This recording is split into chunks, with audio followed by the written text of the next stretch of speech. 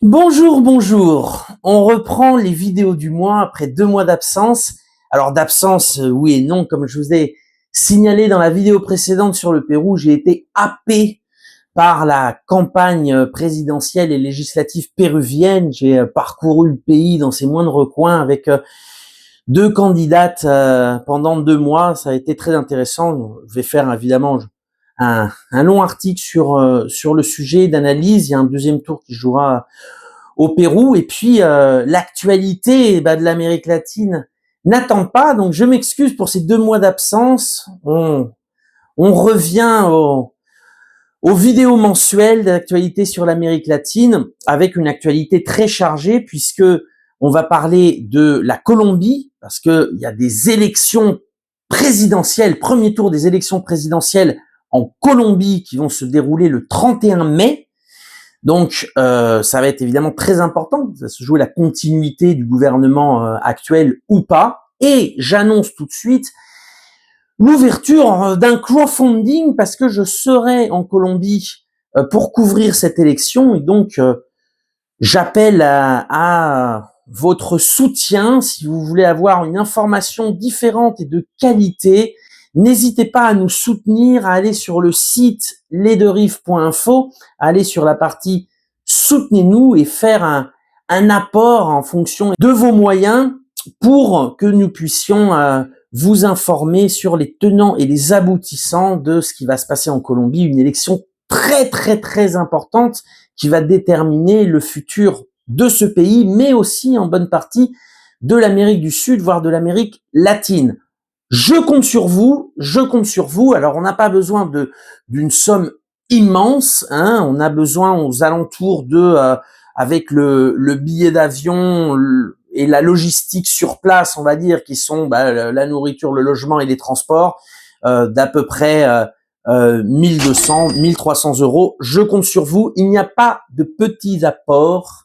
Les petits apports font les grandes réussites de projet. Voilà, je compte sur vous. L'appel est lancé. N'hésitez pas évidemment à le partager et à y participer. Donc, comme je vous l'ai dit, on va parler aujourd'hui de la Colombie.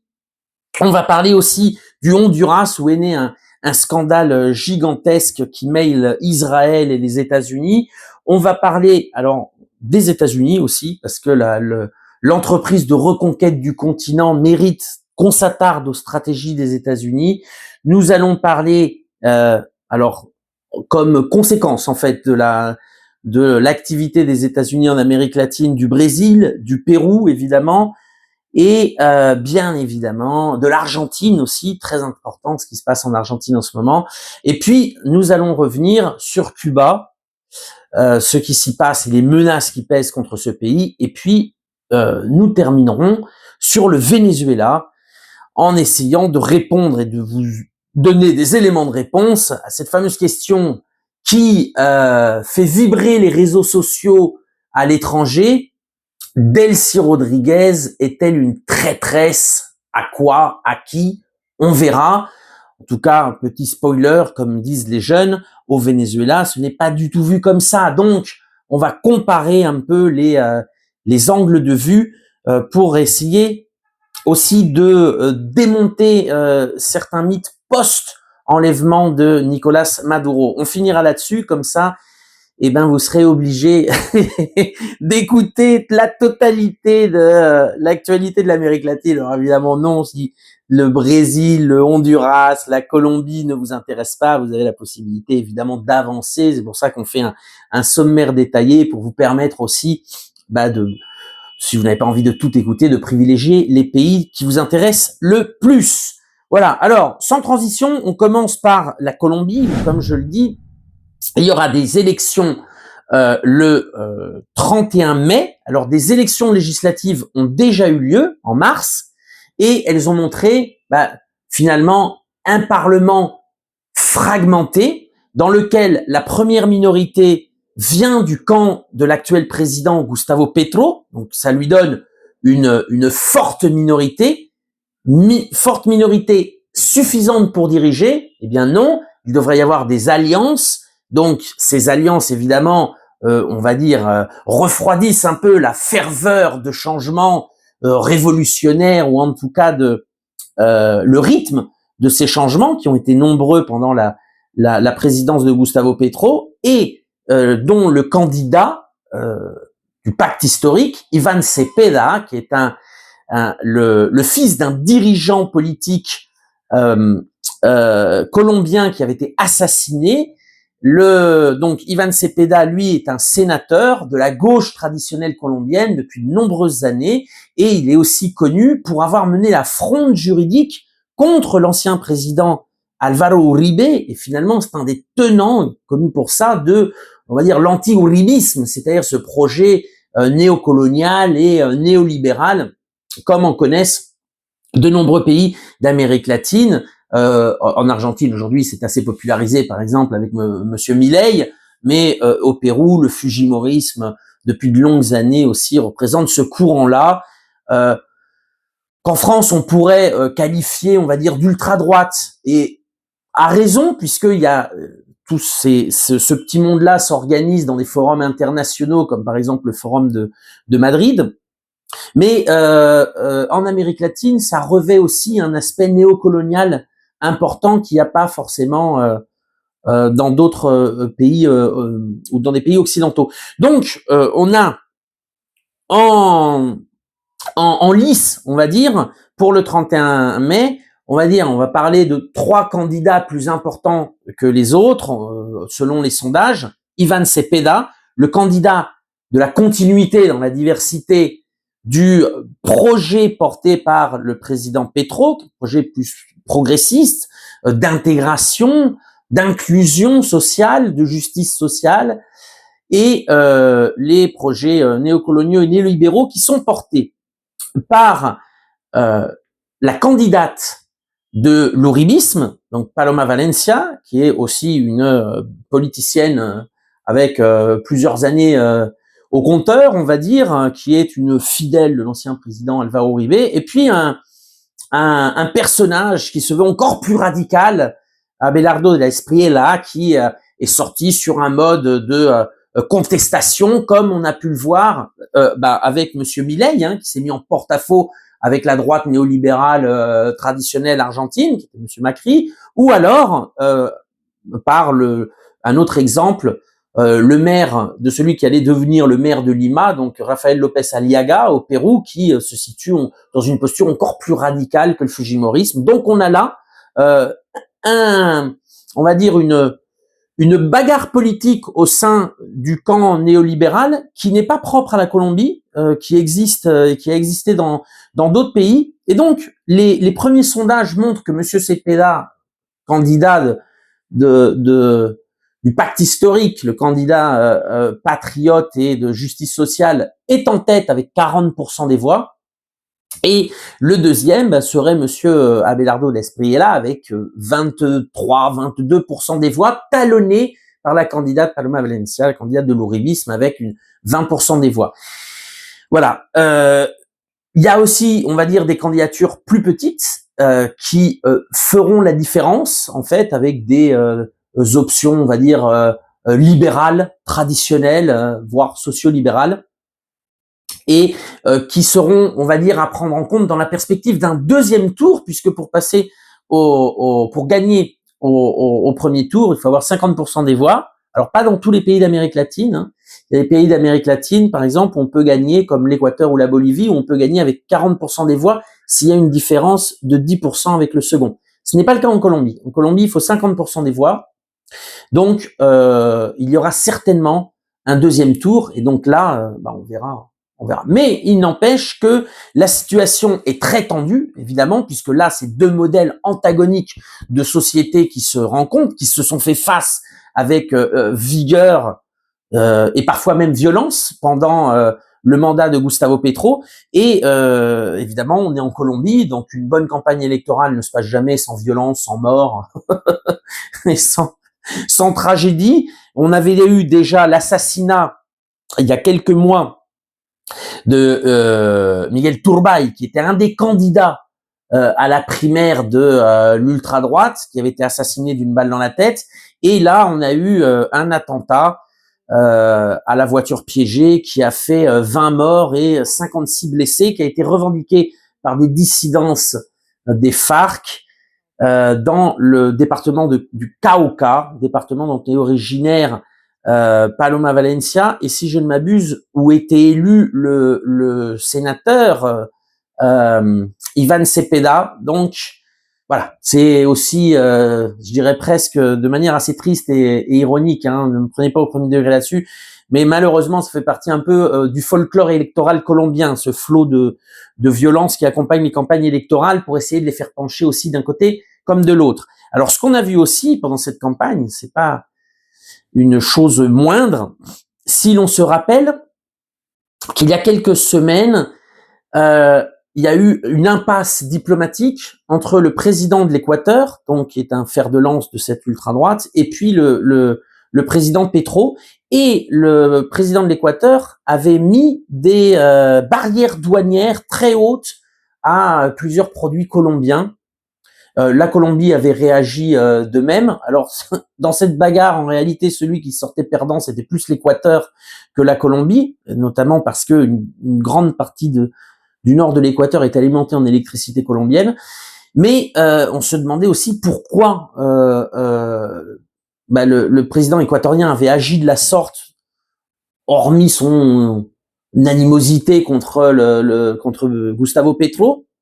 Eh ben, on a peut-être un élément de réponse, puisqu'il y a des photos qui sont parues, et des photos qui montrent une rencontre entre Alvaro Uribe et Daniel Noboa, le président de l'Équateur. Donc peut-être que cette stratégie de pression, et de notamment sur les départements du sud du pays qui dépendent plus du commerce avec l'Équateur voisin, dont le Cauca par exemple aussi, essayer de tendre la situation dans l'optique de faire perdre des voix à Gustavo Petro. On en est là, hein, c'est donc évidemment le camp du pacte historique relaie cette dénonciation, hein, évidemment, montre que Alvaro Uribe se réunissait et complotait avec un ennemi de la Colombie, finalement.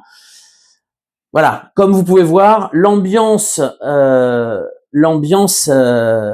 ce moment est assez tendue, est assez chaude.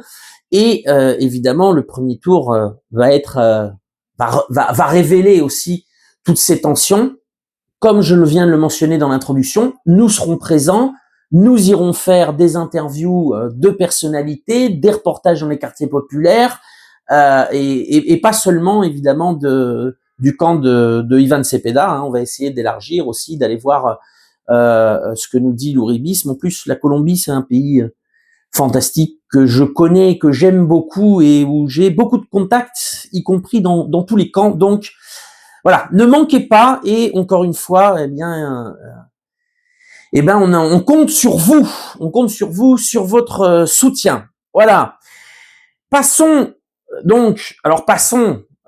oui et non, parce que c'est une transition en fait, puisque évidemment ce premier tour de l'élection présidentielle va être scruté non seulement en Amérique latine, mais évidemment va être scruté à Washington, puisque on s'en rappelle, le président Gustavo Petro avait eu quelques impasses avec Donald Trump, et les États-Unis évidemment soutiennent la candidature on va dire d'une option plus alignée sur leurs intérêts stratégiques, surtout que les États-Unis ont évolué sur l'Amérique latine. On se rappelle, je vais passer dessus très rapidement parce que on a fait plusieurs vidéos là-dessus, mais je renvoie immanquablement à la lecture de la stratégie de sécurité nationale publiée fin novembre 2025, où les États-Unis considèrent l'Amérique latine sous le prisme de la doctrine Monroe, c'est-à-dire que les richesses du continent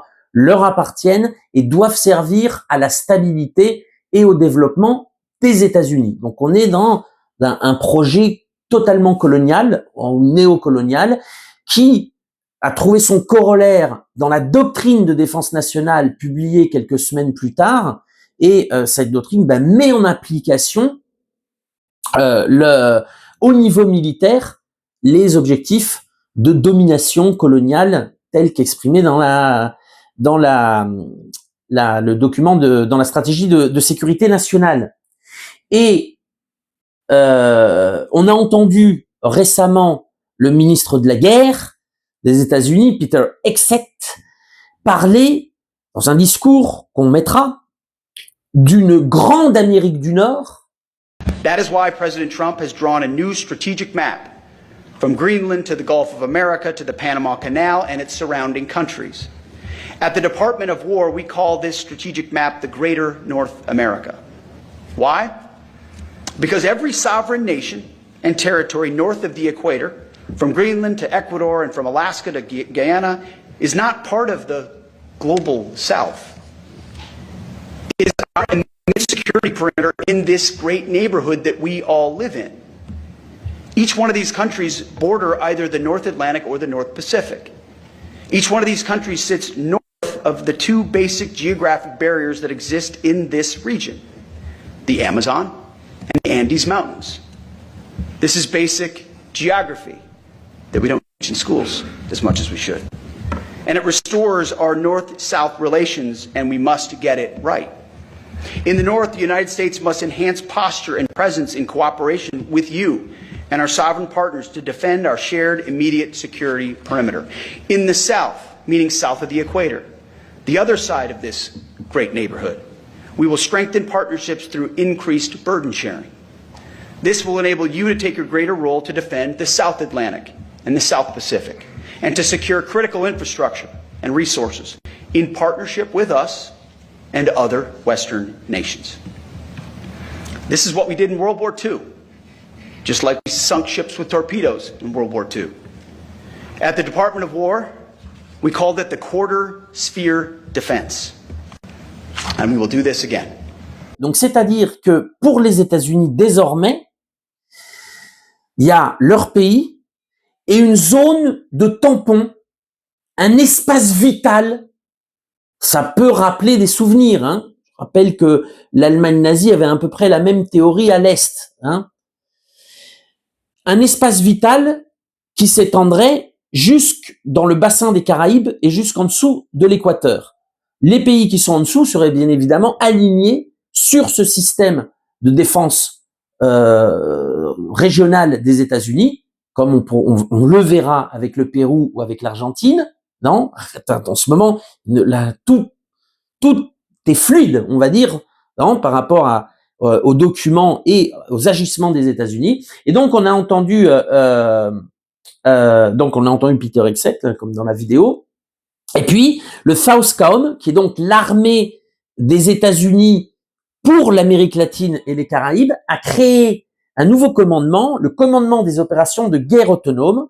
Hein, et le général Donovan, qui est le commandant en chef du Southcom, nous dit, dans un discours aux forces armées, je cite, « Des fonds marins à l'espace en passant par le cyberespace, nous avons la ferme intention de tirer pleinement parti de la supériorité incontestable de l'écosystème de défense états-unien en mettant en œuvre des innovations de pointe et en collaborant plus étroitement que jamais avec nos partenaires de longue date dans la région, et ce, afin de prendre le dessus sur ceux qui menacent notre paix et notre sécurité collective. » Alors quand il parle d'innovation de pointe, il parle de drones, d'intelligence artificielle et de tout ce qui est drone aérien, drone maritime. Il ajoute « Notre zone de responsabilité géographique présente des conditions très variées. » Alors, je m'arrête juste sur cette phrase. « Notre zone de responsabilité géographique. » C'est plus les États-Unis, non? C'est la moitié du continent en ayant mis les gouvernements fantoches dans ce qui reste. La zone de responsabilité géographique présente des conditions très variées. Ben oui, le Guatemala n'est pas la même chose que la Colombie ou le Venezuela, qui eux-mêmes sont différents de l'Équateur ou de Trinidad et Tobago. Oui, très variés. Un relief diversifié et des environnements opérationnels variés, ce qui fait prendre un cadre idéal pour innover.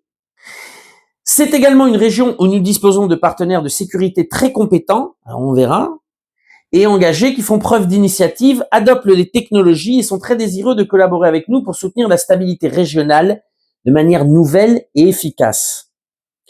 Donc ça, non, ce nouveau commandement, c'est la conséquence pratique de la stratégie de sécurité nationale des États-Unis parue en novembre 2025 et de la doctrine de défense nationale parue quelques semaines plus tard. Là, on a un exemple concret. Alors, ça donne quoi, cet exemple concret? Eh bien, ça donne, par exemple, que Peter Thiel, donc le dirigeant de Palantir, la firme de renseignement, mais pas seulement aussi, je dirais, d'innovation technologique pour renforcer le contrôle social et digital du monde et des sociétés, s'est acheté une maison en Argentine et s'est entretenu évidemment avec Monsieur Milei. Monsieur Milei qui a paradé en Israël ces dernières semaines, qui a fait le ridicule en Netanyahou en dansant pour l'anniversaire de l'autoproclamation de l'État d'Israël.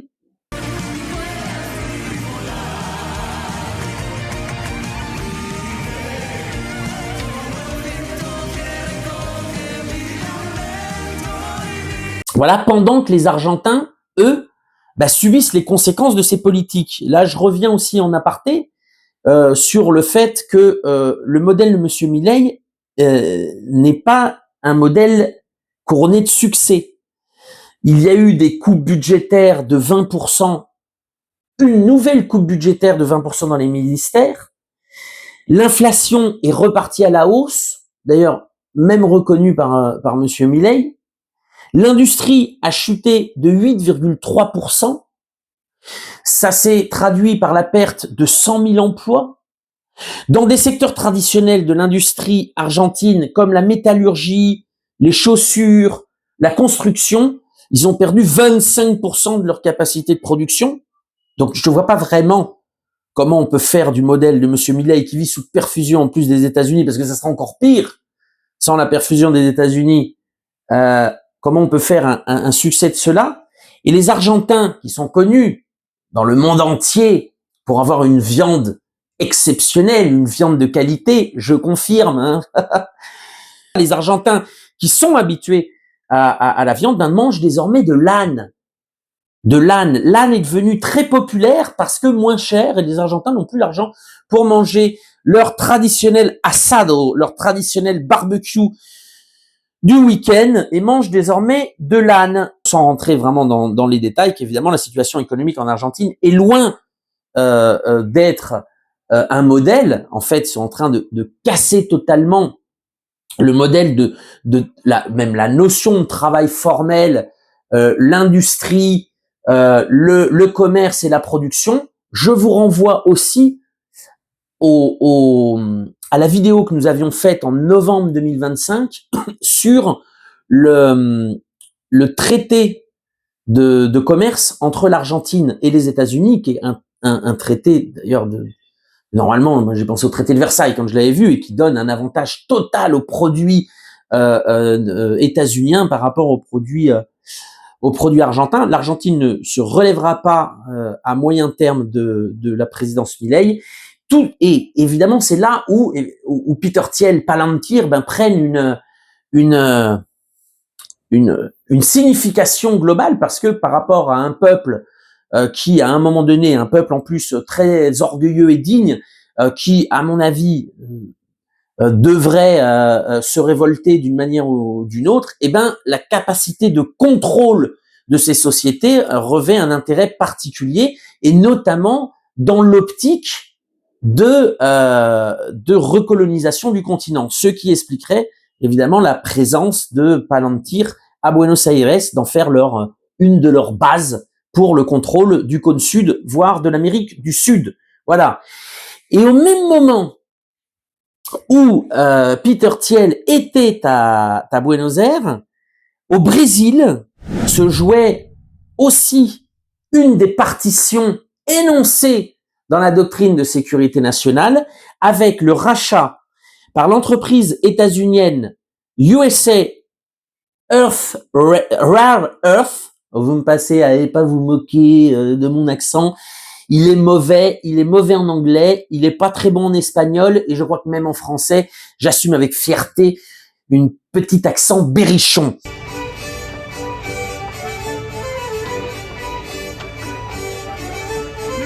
USA Rare Earth, ça veut dire quoi? Ça veut dire l'entreprise USA Terres Rares qui vient d'acheter l'entreprise minière brésilienne Serra Verde pour le prix de 2,8 milliards de dollars.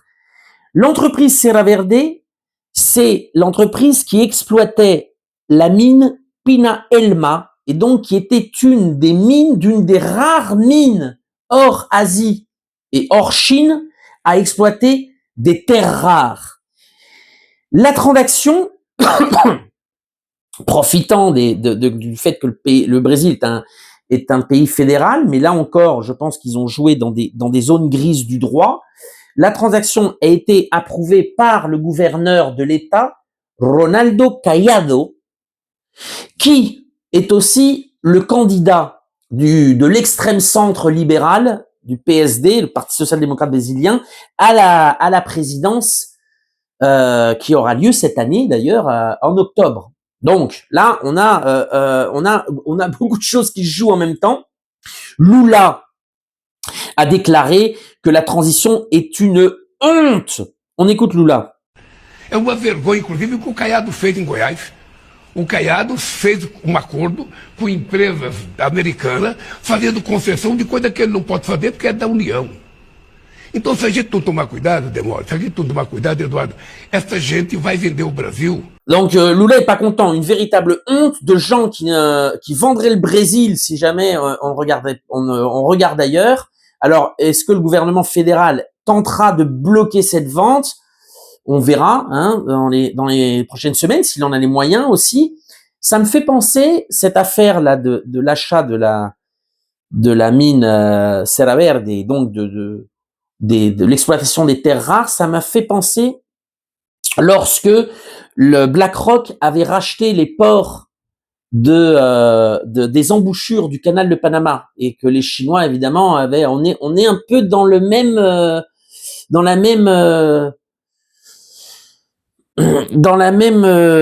contexte où une entreprise privée finalement vend à une entreprise états-unienne, peu importe la stratégie de défense du pays, peu importe les stratégies nationales. C'est deux mondes finalement qui se rencontrent, le monde du néolibéralisme et de l'impérialisme face à un monde où le patriotisme compte encore et le développement du pays compte aussi pour les politiciens. Voilà, dans le cas de la Chine comme dans le cas aujourd'hui du Brésil, on verra comment ça se goupille, si vous me permettez si vous me permettez l'expression. Et on continue dans cette offensive généralisée des États-Unis avec le Pérou. Alors le Pérou, ils sont en terrain conquis. Je rappelle que après le coup d'État contre Pedro Castillo, le tyran d'alors, Dina Boluarte, avait fait une demande d'une occupation et d'une présence militaire des États-Unis de manière permanente, qui a été renouvelée par le Congrès depuis mai 2003. Donc il y a une force d'occupation des États-Unis sur le territoire péruvien. Les États-Unis se sont engagés à moderniser la principale base navale du pays, à El Callao, la base navale militaire, n'est-ce pas, avec une présence continue dans cette base pendant 20 ans. Donc finalement, c'est le contrôle par les États-Unis de la principale base navale militaire. Il y a aussi des offensives des États-Unis dans l'espace et le cyberespace, avec la volonté de créer au Pérou un port spatial. Et puis le contrôle du système de radar péruvien est fait avec les forces aériennes du Pérou. Donc au Pérou, on va dire qu'ils sont un peu en terrain conquis. Alors conquis oui et non, parce que le premier partenaire commercial c'est la Chine. Néanmoins, Dina Boluarte, qui est une présidente illégitime, que personne n'avait élue et qui a fait l'exploit de finir son mandat avec 0% de popularité, avait lancé la rénovation de la flotte aérienne militaire du pays, qui pour des raisons stratégiques contre l'ennemi héréditaire qui est le Chili et qui a des F-35 et qui de toute façon avait des avions états-uniens depuis très longtemps, et bien avait choisi de posséder des avions et des hélicoptères russes. Voilà, depuis 50 ans, depuis le général Velasco. Donc cette présidente illégitime avait lancé un appel d'offres, alors pressionné évidemment par une partie du secteur militaire inféodé à Washington, avait lancé un appel d'offres pour rénover cette flotte, et donc il y avait 3 concurrents en lice, les Suédois de Saab, avec leur Gripen, les Français de Dassault, avec leur Rafale, et Lockheed Martin, avec des F-16. Et les Gripen suédois avaient pendant un temps eu la préférence, et puis une fois Boluarte destitué et le délinquant José Geli, donc qui est sur qui traînent des enquêtes pour viol et enrichissement illicite, avait lui, donc une fois nommé président, avait lui opté pour les F-16 de Lockheed Martin. Et puis on arrive au dernier président nommé, donc José María Balcázar, qui à mon avis, alors là c'est une hypothèse, hein, j'ai évidemment pas de preuves, mais qui a refusé de signer le contrat final, alors que les différents présidents illégitimes avaient fait avancer, on va dire, le contrat. Et la signature finale, donc il revient au président, Balcázar a refusé de signer. Alors c'est pas par défense de la patrie, par un soudain patriotisme ou nationalisme. Je pense que le contrat étant placé secret défense, il doit y avoir tellement de rétrocommissions ou de magouilles que finalement il n'a pas voulu mettre sa signature pour éviter d'être responsable pénalement. Ça c'est mon hypothèse. Une fois qu'il sera plus président, je pourrais toujours aller lui demander. Il se trouve que c'est un de mes voisins. Il habite à 50 mètres de chez moi. Mais néanmoins, je ne vois que cette option-là pour justifier, parce que jusqu'au bout, il refusera de signer. Et alors là où c'est intéressant, c'est que l'ambassadeur des États-Unis, qui fait de l'ingérence permanente dans les affaires du Pérou, s'est déplacé pour faire un conseil de ministres sans la présence du président nommé. Et les premiers fonds ont été débloqués par le ministre de l'économie et des finances sans que le président ait son mot à dire. Enfin, on nage dans plein de délires. Donc, là, on est vraiment sur un scandale d'État avec l'achat pour 3,5 milliards de dollars d'avions qui, d'ailleurs, pourrait ne pas se révéler un très très bon achat en comparaison avec les F-35 que possède le Chili, mais aussi dans un contexte global avec les avions chinois qu'on a vus à l'œuvre au Pakistan, ou voire avec des avions russes. Bon, voilà. Donc évidemment, un scandale de plus au Pérou, mais qui nous montre plusieurs choses, qui nous montrent à quel point les États-Unis sont en train de reconquérir le Pérou, parce que le Pérou ne fait pas partie de, comment il appelait ça l'autre, de la zone de responsabilité géographique directe, la grande Amérique du Nord, comme parlait Peter Exec. Le Pérou est en dessous, mais c'est justement le plan des États-Unis, c'est de mettre alors eux ils appellent ça des alliés, mais on va dire des pions, hein, des vassaux aux commandes, et de tenir, parce que le pouvoir politique peut changer. Et c'est là où c'est intéressant, c'est que dans l'achat des F-16, eh bien, il y avait le fait que les États-Unis soutiendraient l'entrée du Pérou comme associé global de l'OTAN, au même titre que la Colombie, par exemple, au sein du continent. Et puis, l'achat de ces F-16 subordonne le pays aux intérêts de défense régionale des États-Unis, donc dans leur objectif de reconquête. Donc, on aurait un Pérou totalement inféodé militairement, Palantir en Argentine, reconquête des terres rares au Brésil pour assurer la stabilité du modèle états-unien dans un moment où le monde multipolaire revêt une importance. Il est né, il est là, le poumon économique du monde est désormais en Asie, des espaces du monde sont en pleine croissance et développement. Je pense à la Chine, je pense évidemment à l'Asie aussi, à toute une partie du Moyen-Orient. Et là, l'Amérique latine subit de plein fouet cette mainmise des États-Unis. Comme disait le proverbe pour le Mexique, non, trop loin de Dieu, trop près des États-Unis. Évidemment, ça vaut pour le Mexique, ça vaut aussi pour l'Argentine, même si c'est quand même beaucoup plus loin. Et il se pourrait évidemment que l'Amérique latine rentre dans le monde multipolaire qui est une réalité avec 50 ans ou 60 ans de retard et de développement au niveau de ses infrastructures, au niveau de son commerce, au niveau évidemment du développement humain. Voilà. Alors, et encore un des cas qu'on a pu voir ces derniers jours, avec un scandale monumental au Honduras, une opération de barbouze qui mêle à la fois les États-Unis, mais aussi Israël.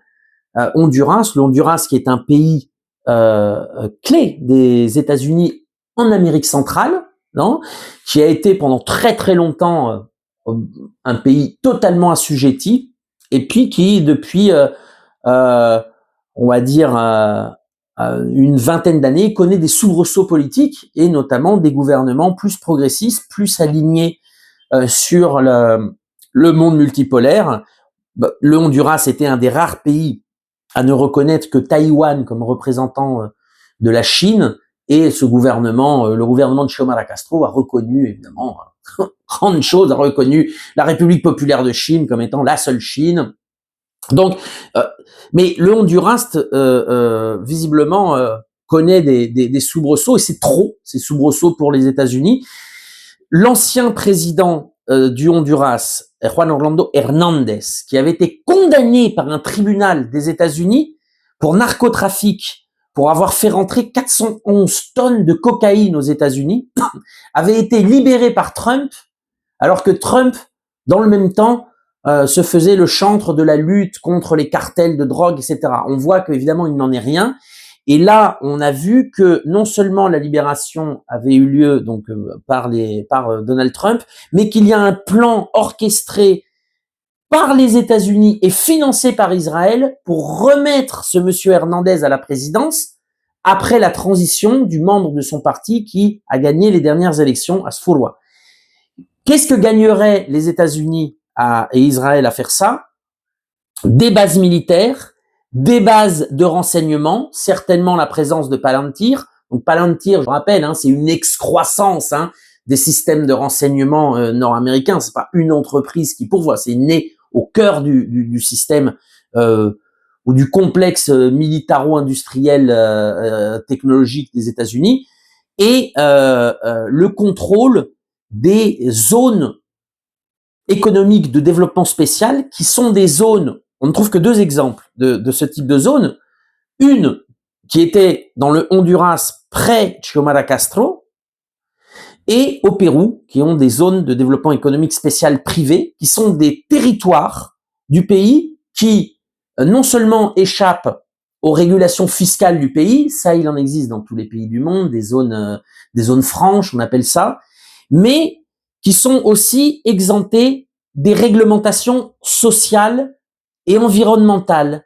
C'est-à-dire, on revient sur le salaire minimum, sur les conventions collectives, sur les normes environnementales. En fait, c'est un pays dans le pays qui est géré par des entreprises privées ou des États étrangers. Et c'est ça qu'a dans la ligne de mire les États-Unis et surtout Israël dans la région, ce qui leur assurerait évidemment un poids de premier ordre. Dans le cas israélien, certainement aussi pour y développer et participer à l'essor de l'économie de la surveillance.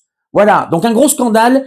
Vous retrouvez tout l'article sur le site lesdeuxrives.info, avec notamment des messages de WhatsApp, de Signal, des messageries entre l'ancien président Juan Orlando Hernández, ses interlocuteurs, toute cette enquête qui a été faite par le site web Honduras Gate et le média Canal Red est en français sur le site lesdeuxrives.info.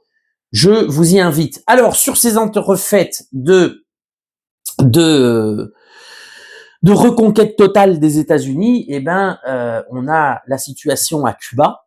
Alors Cuba, on va commencer par la la mobilisation légendaire du traditionnel 1er mai à Cuba. On va regarder, c'était encore 1,5 million de personnes dans les rues de la Havane, et pas seulement que de la Havane, dans toutes les rues des principales capitales régionales du pays.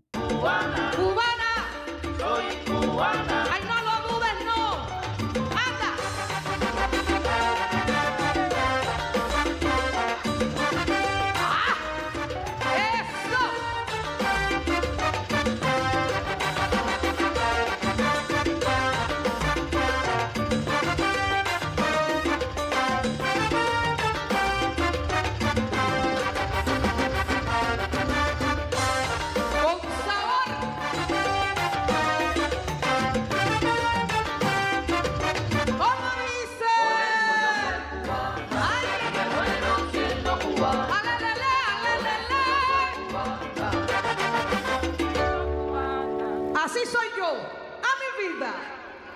Soy cubana.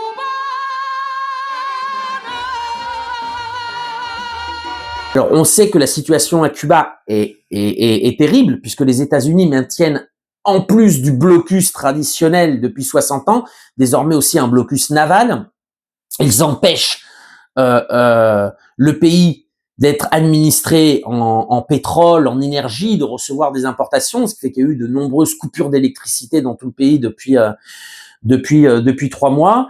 Il y a eu une flottille de solidarité qui s'est organisée symboliquement, on va dire, pour aller à Cuba, tout comme l'arrivée d'un pétrolier russe qui a amené 900 000 barils de pétrole à Cuba, qui leur a permis de sortir momentanément la tête de l'eau. Mais il n'empêche que Trump, le 1er mai, alors que les Cubains défilaient pour réaffirmer leur attachement à la révolution et à la souveraineté de leur pays, Trump renforçait le blocus contre Cuba, notamment en renforçant la pénalisation des entreprises étrangères qui commerceraient avec l'île révolutionnaire.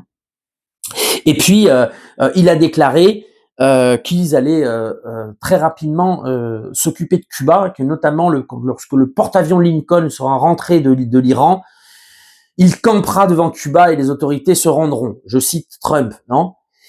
Alors, je pense pas, mais que la menace contre Cuba va augmenter, malheureusement je le pense, puisque Trump, non seulement est enlisé, mais finalement se prend une raclée en Iran. Et donc, je pense qu'à un moment donné, la seule solution pour sortir la tête haute, pas devant le monde, hein, le monde va voir, est en train de voir ce qui se passe au Proche-Orient. Vraiment, c'est des plaques tectoniques qui sont en train de se bouger dans le détroit d'Ormuz et dans la région. Mais pour garder la tête haute face à son électorat qui est en train de plus en plus de le critiquer, eh ben, il pourrait se rabattre sur une action militaire d'envergure contre Cuba pour dire, regardez, voilà, je suis un grand conquérant, j'ai renversé ou en tout cas déclaré la guerre à Cuba, etc.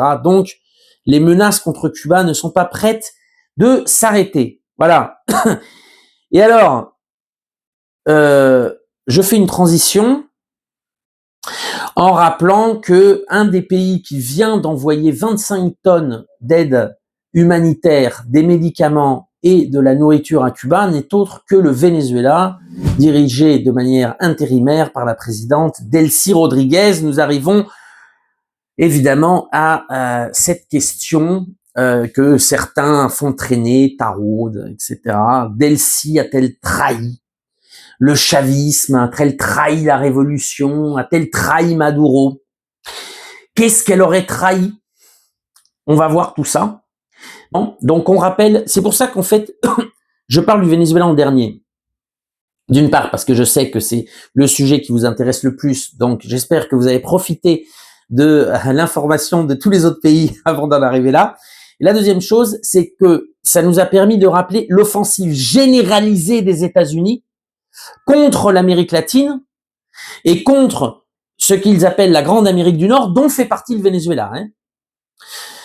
Donc, ça, c'est le contexte dans lequel les États-Unis ont déplacé 30% de son armada, de sa marine de guerre dans le bassin des Caraïbes, et notamment contre le Venezuela.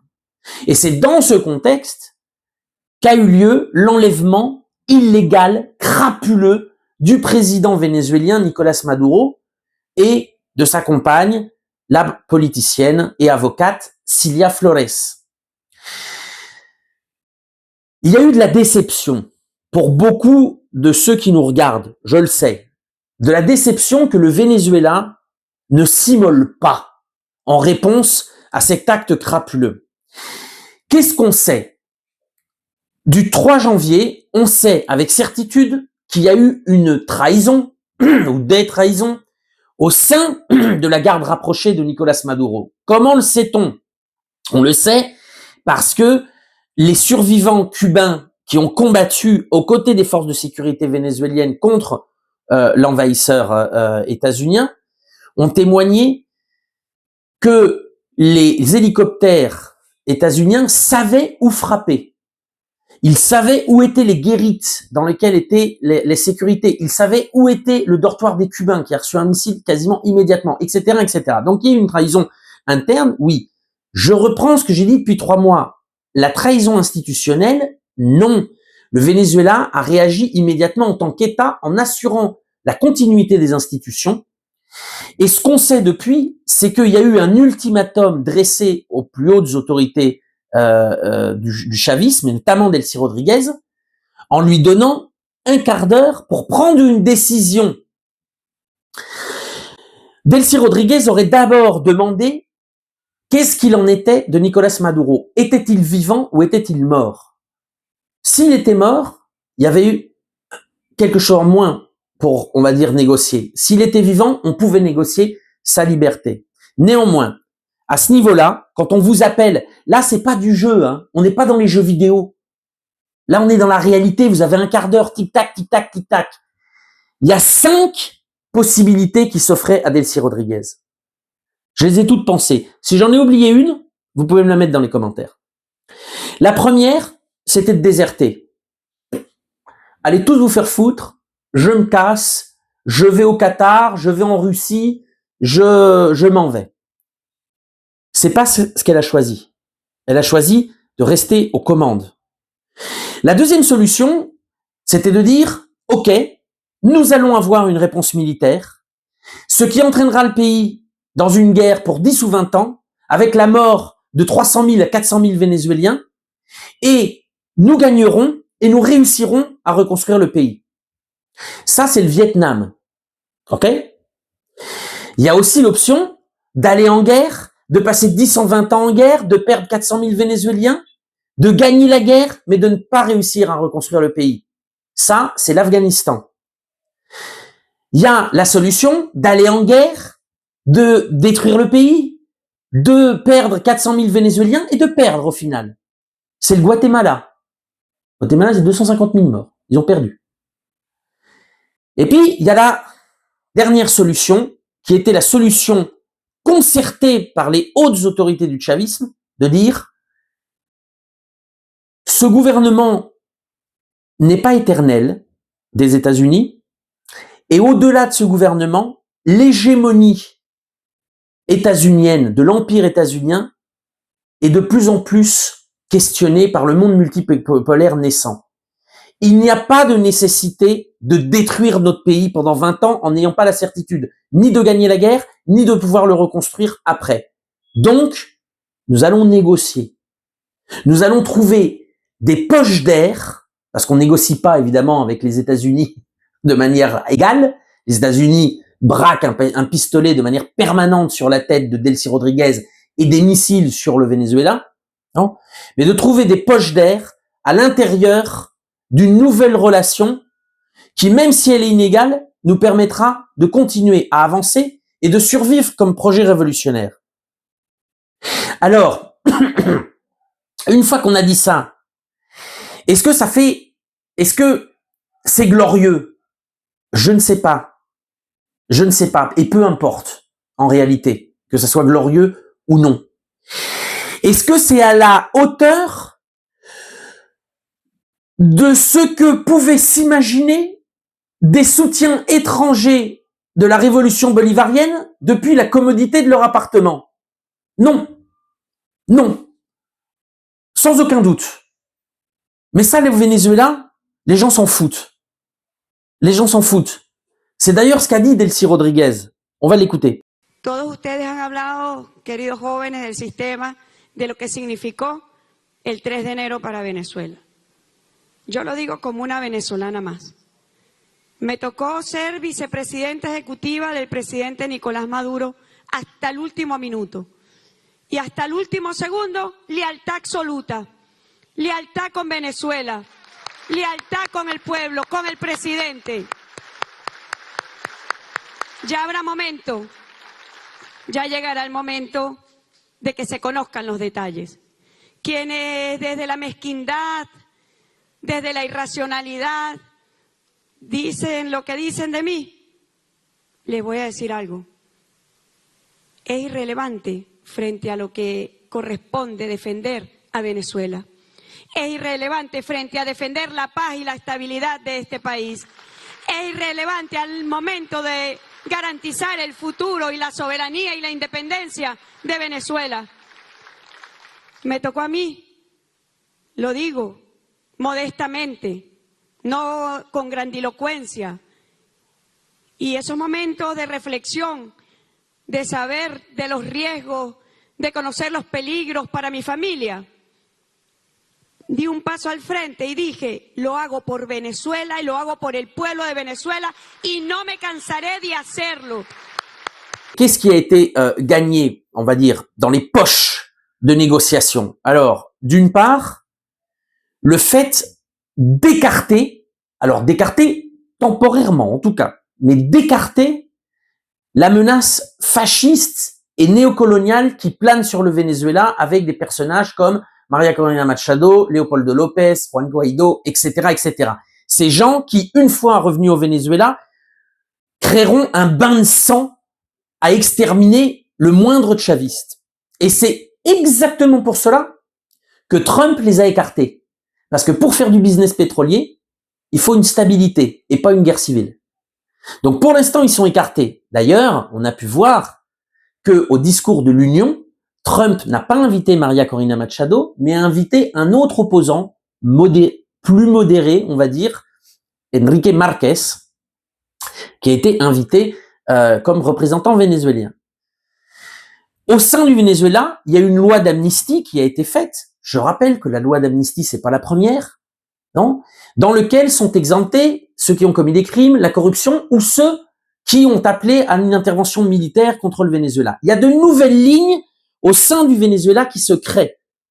On n'est pas dans le cas d'un gouvernement d'union nationale, néanmoins, Delcy Rodríguez essaie de promouvoir la réconciliation entre les Vénézuéliens qui vivent au Venezuela, et ce pour favoriser le développement du Venezuela. Lorsque le Venezuela était sous blocus total des États-Unis, il vendait son pétrole de manière quasiment pirate à des entreprises à prix réduit, non, y compris des entreprises chinoises. Je rappelle que à peu près 80% du pétrole vénézuélien allait en Chine, mais par différents intermédiaires, auxquels le Venezuela était obligé de faire des rabais, parce que il n'avait pas de capacité de négociation. Personne voulait acheter son pétrole, parce que si vous achetez du pétrole vénézuélien, vous tombiez sous les sanctions du département du Trésor et vous étiez éliminé du système dollar, du système SWIFT. Donc voilà, depuis, les sanctions sont toujours là, le blocus continue. Néanmoins, il y a eu ce qu'on appelle des licences, qui sont des levées temporelles et partielles de certains aspects du blocus, notamment pour certaines entreprises européennes et états-uniennes, mais pas chinoises ou venant du monde multipolaire. Mais ça permet au Venezuela de vendre son pétrole à ces entreprises au prix du marché et donc d'avoir plus d'argent qui rentre dans les caisses. Alors, je comprends la déception venant de personnes devant leur ordinateur qui devisent sur ce que devrait être ou pas une révolution. Pour le Vénézuélien de la rue, le Vénézuélien commun, chaviste comme d'opposition, il voit son quotidien s'améliorer. Comment ça s'améliore? Eh ben, ça s'améliore avec la déclaration au 1er mai 2026 d'un salaire minimum à 240 $. 240 $, c'est au-dessus du salaire minimum argentin et c'est à peu de choses près le salaire minimum au Brésil ou au Pérou, par exemple.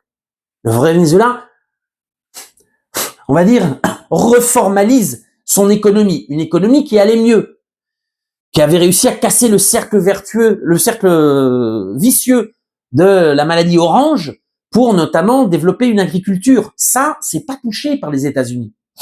Le contrat de commerce, les accords commerciaux entre les États-Unis et l'Argentine prévoient qu'il n'y ait plus aucune barrière douanière entre les produits subventionnés des États-Unis et les produits argentins, ce qui va immanquablement détruire l'agriculture vivrière et le petit élevage argentin. Il n'y a pas de contrat comme ça aux États-Unis. C'est pas menacé au Venezuela par les États-Unis. Ils sont intéressés principalement pour le coup par le pétrole. Ce qui est intéressant de voir, c'est que des grandes entreprises comme Exxon ont refusé d'investir au Venezuela. Pourquoi? Parce qu'Exxon a une histoire d'un siècle au Venezuela et Exxon sait parfaitement que les Vénézuéliens sont en train de chercher un meilleur moment pour réajuster la balance et renégocier les contrats. Comme un contrat pétrolier ou des investissements pétroliers se fait sur 50 ans, Exxon a dit certainement pas, je ne prends pas le risque pour que dans 30 ans, ils me la fassent à l'envers. Donc ils ont dit non, mais néanmoins, il y a des plus petites entreprises comme par exemple Hunt Oil Company, toujours le même accent romain, horrible, qui eux ne résisteraient pas à un blocus de 5 ans ou 6 ans que Trump pourrait redécréter demain, qui ont décidé d'investir.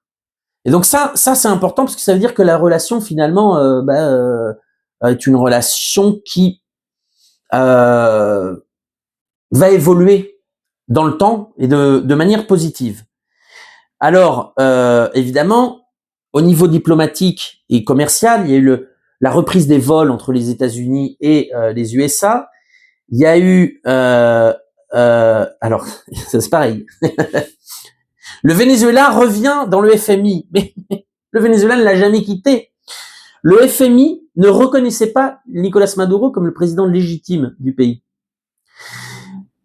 Avec la dualité Juan Guaido et Nicolas Maduro. De fait, pendant le Covid, le FMI, qui avait donné de l'argent à plusieurs pays pour relancer l'économie, avait nié un don de 5 milliards, enfin c'est pas un don, c'est un transfert d'argent de 5 milliards de dollars, c'est pas un prêt, hein, un transfert d'argent de 5 milliards de dollars dans le cadre de la réactivation des économies au niveau mondial pour le Venezuela. Pourquoi? Parce qu'ils disaient que les autorités n'étaient pas légitimes à les recevoir. Et puis, il y avait des sanctions qui frappaient la banque centrale du Venezuela. Eh ben, le Venezuela, aujourd'hui, avec la reconnaissance diplomatique mondiale, parce que Trump a reconnu Delcy Rodriguez comme présidente, donc tous les sous-fifres ont fait de même, occidentaux et les institutions supranationales comme le FMI, et donc qui reconnaissent les autorités légitimes du Venezuela et qui ont débloqué 5 milliards de dollars.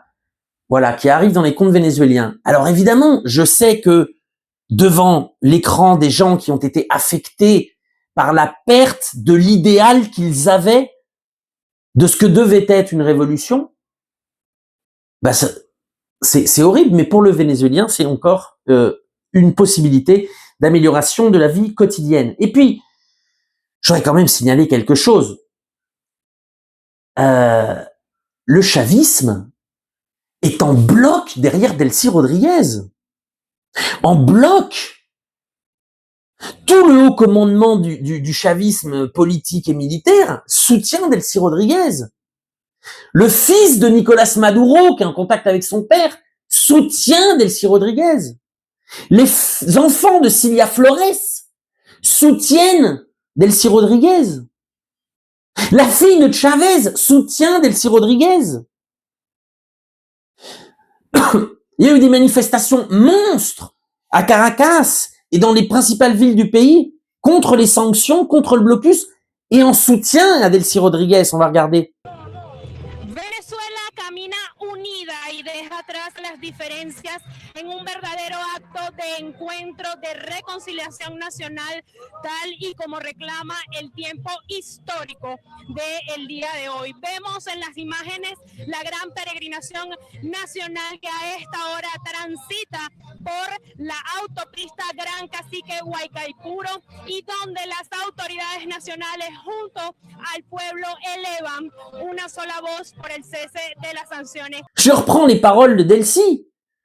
La critique de certains, alors qui vont de certains gauchistes à Douguine, par exemple.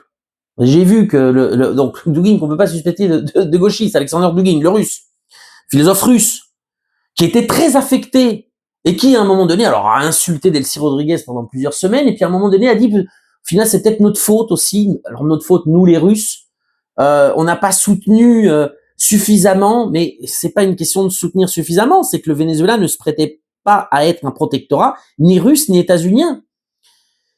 Sinon, un pays avec une souveraineté, des échanges commerciaux particuliers, des accords bilatéraux très forts avec les Russes, et d'ailleurs, les relations avec la Russie ne sont pas rompues. Il y a eu une rencontre récemment entre le ministre des Affaires étrangères vénézuélien et l'ambassadeur russe. Donc, le modèle vénézuélien de démocratie participative n'a pas été touché. La milice bolivarienne et les structures de l'armée n'ont pas changé. Alors, le ministre de la Défense a changé, lui. Il y a eu plusieurs changements ministériels. Oui, mais je vois pas comment un ministre de la Défense qui a subi la défaite du 3 janvier 2026 pouvait rester à son poste. Donc, il n'est plus ministre de la Défense. Il est ministre de l'Agriculture. En revanche, celui qui a pris son poste, c'est pas du tout quelqu'un aligné derrière les États-Unis. C'est quelqu'un qui a été responsable des services de renseignement vénézuéliens. C'est un haut gradé militaire, chaviste. Donc, encore une fois, je pense qu'il faut, c'est même pas mesurer l'accusation de traîtrise, mais la réfuter totalement. Comme dit Delcy, encore une fois, c'est insignifiant.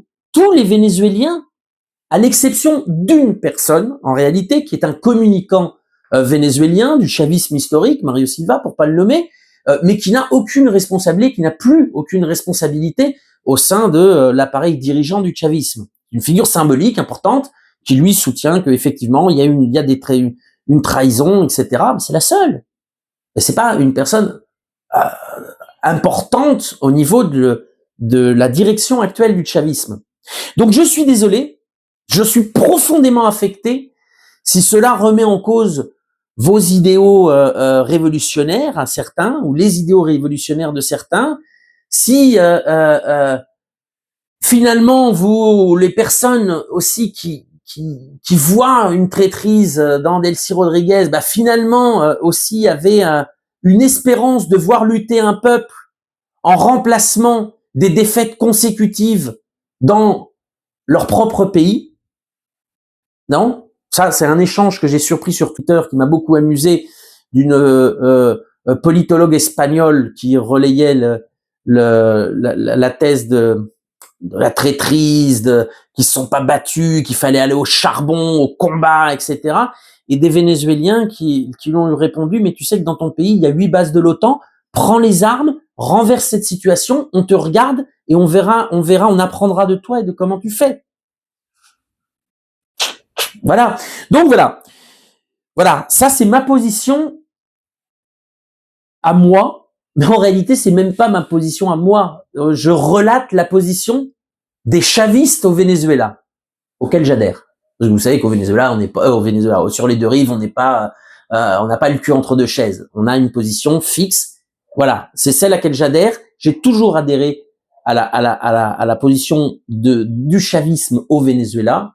Et effectivement, je pense que l'analyse à tête froide de la situation nous invite à reconsidérer ou réfuter la thèse de la traîtrise institutionnelle et à voir que le Venezuela est dans une situation très particulière, dans un contexte régional de recolonisation totale du continent.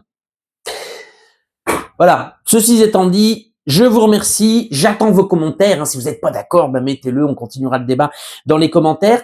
Partagez cette vidéo et puis je compte sur vous pour nous soutenir dans nos reportages que nous allons faire en Colombie, où évidemment la reconquête du territoire colombien par les États-Unis, dans ce qu'ils considèrent cette zone géographique de notre responsabilité, va se jouer. Je vous invite à aller sur la page lesdeuxrives.info, à cliquer sur Soutenez-nous et faire un don à la mesure de vos moyens. Je vous remercie et au mois prochain.